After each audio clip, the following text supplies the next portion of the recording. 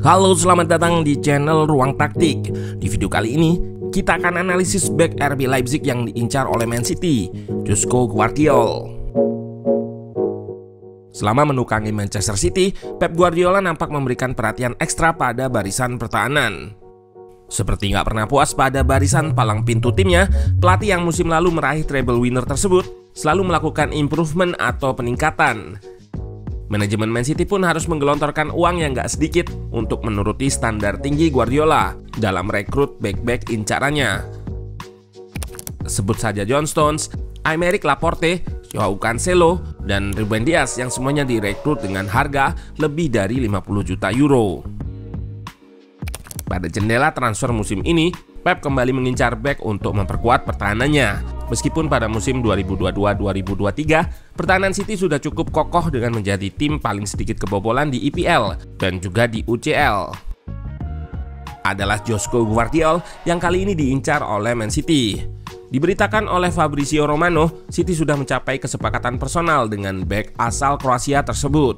Hanya negosiasi dengan klubnya yang masih menjadi ganjalan.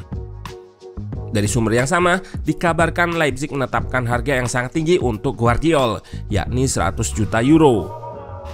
Dengan harga tersebut, pemain yang mencuri perhatian di ajang Piala Dunia 2022 lalu berpotensi menjadi bek termahal dunia.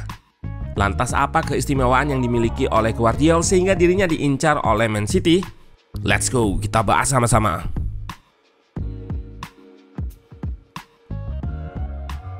Pasca kemenangannya di final UCL lalu, Pep Guardiola mengatakan perubahan di lini pertahanan lah yang menjadi salah satu faktor kesuksesannya musim tersebut.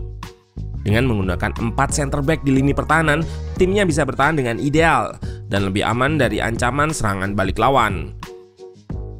Berdasarkan hal tersebut, bukan nggak mungkin Pep Guardiola akan mempertahankan pakem 4 center back-nya musim depan. Dan menjadi masuk akal jika ia mengincar Gvardiol untuk mengisi salah satu pos center back City.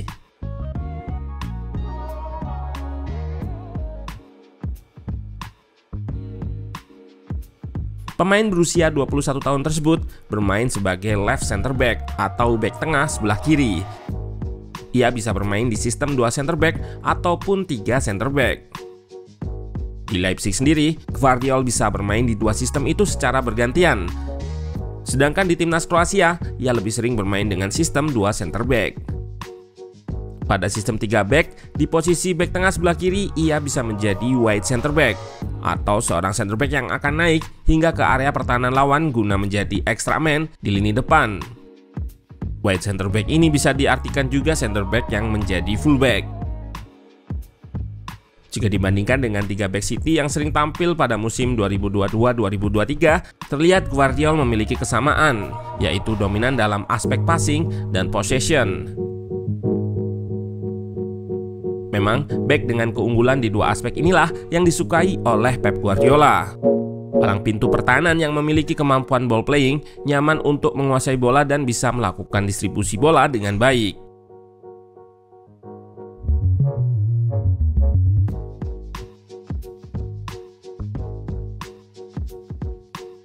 Di RB Leipzig yang juga merupakan tim berbasis possession dengan rata penguasaan bola tertinggi ketiga di Bundesliga, menjadikan Gvardiol banyak berkontribusi di fase on possession, terutama saat Leipzig melakukan bangun serangan dari bawah. Pada fase build up ini, terlihat kemampuan ball playing yang dimiliki oleh Gvardiol. Back berkaki kidal ini nampak nyaman saat menguasai bola. Ia memiliki composure atau ketenangan yang membuatnya nggak mudah panik saat mendapatkan pressing dari lawan. Ia juga terlihat nggak canggung untuk berlama-lama menguasai bola dengan melakukan dribble ke depan atau progressive carries saat ada ruang terbuka di depannya.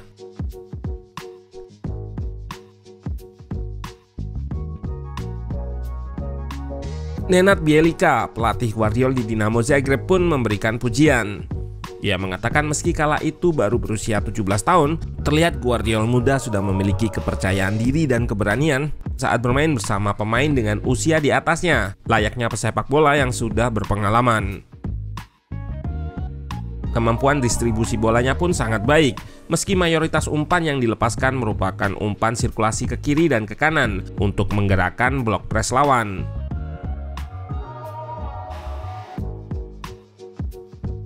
Namun pada momen-momen tertentu, saat terbuka akses untuk menjangkau target progresi di depan, Gvardiol bisa melepaskan umpan breaking the line atau umpan yang mengeliminasi lini pressing lawan. Yang menarik di sini adalah tekniknya saat melakukan umpan. Terlihat seringkali ia melepaskan umpan progresi dengan power yang cukup kencang agar bola bisa melaju dengan cepat ke target progresi sehingga sulit untuk dipotong lawan. Tentunya receiver atau penerima bola harus mempunyai kontrol bola yang baik. Selain umpan progresi, ia juga cukup sering melepaskan long pass atau umpan jarak jauh vertikal ke depan. Kemampuannya ini bisa ia gunakan untuk mengeliminasi high press lawan dan melakukan build up secara direct atau langsung, menargetkan penyerang di depan ataupun target ruang di belakang pertahanan lawan. Ia juga seringkali melakukan direct switch play atau secara langsung memindahkan bola ke sisi jauh. Hal ini sangat penting untuk membuat disorganisasi pertahanan lawan karena harus bergeser ke sisi lainnya. Kelebihan lain yang menjadi nilai tambah Gvardiol adalah keterlibatannya saat nggak menguasai bola. Ia aktif bergerak membuka ruang untuk menerima umpan ataupun bergerak menarik lawan guna membuka ruang bagi rekannya.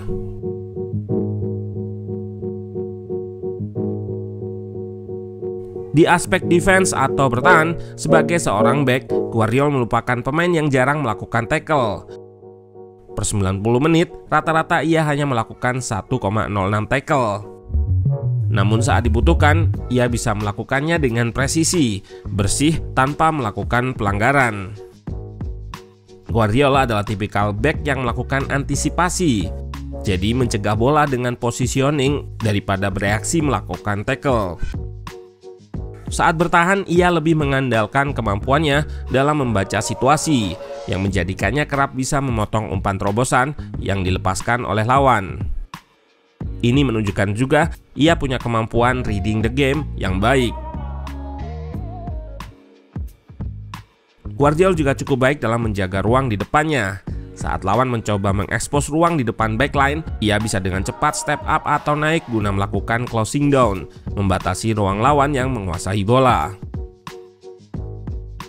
Dengan postur yang tinggi besar, Gvardiol cukup dominan saat menempel lawan, melakukan duel fisikal 1 versus 1. Pun begitu, Gvardiol terlihat beberapa kali kerepotan ketika menghadapi lawan yang cepat dan lincah. Saat ia nggak bisa membatasi ruang gerak lawan yang lincah tadi, pemain asal Kroasia ini akan kerepotan karena posturnya yang besar menyulitkannya untuk merubah body shape secara cepat, mengikuti pergerakan lawan yang juga cepat. Menarik melihat Pep di musim depan bukannya mencari fullback namun memperbanyak center back-nya. Ini tentunya akan memperkuat aspek bertahan Man City, terutama di dalam kotak penalti. Dan center back yang dipunya semuanya punya kemampuan ball playing sehingga bisa juga terlibat di fase menyerang.